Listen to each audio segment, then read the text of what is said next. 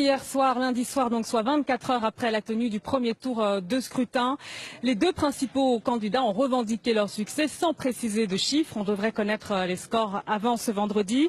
Hier soir, donc, le camp présidentiel et le camp du leader de l'opposition, Soumaïla Cissé, ont convoqué chacun une conférence de presse. Le porte-parole d'Ibrahim Boubacar Keïta a indiqué que le chef de l'État malien arrivait largement en tête à l'issue du premier tour. Et dans le camp de Soumaïla Cissé, eh bien, son porte-parole a lui précisé que le leader de l'opposition serait présent au second tour de l'élection présidentielle le 12 août prochain. Il a aussi indiqué que Soumaïla Cissé avait fait échouer le Takokele, cette victoire dès le premier tour d'Ibrahim Boubacar Keïta. Une heure plus tard, une heure après ces deux conférences de presse, un nouveau coup de théâtre puisqu'un troisième homme a joué les trublions. Il s'agit d'Aliou Boubacar Diallo, un riche homme d'affaires. Lui aussi affirme être présent au second tour de l'élection présidentielle. Alors vous voyez, ça se complique.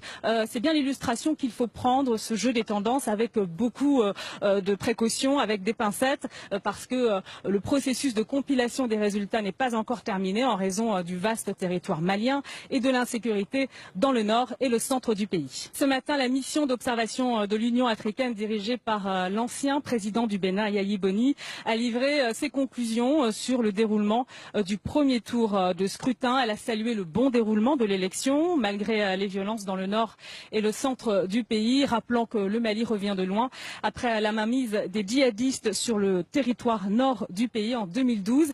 Elle a également salué les 24 candidats qui ont maintenu leur candidature à cette élection. Ce n'était pas forcément évident, 72 heures avant la tenue du scrutin, en raison d'une vaste polémique autour du fichier électoral.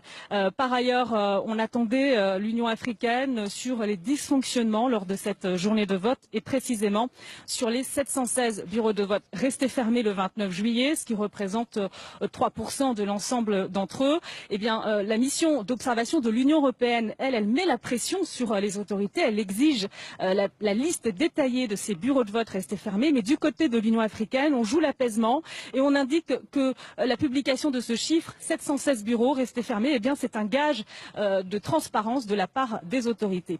Et puis, je vous le disais, à propos de ces succès revendiqués par les principaux candidats, là encore, du côté de l'Union africaine, on refuse de dramatiser. On précise simplement que c'est le jeu politique.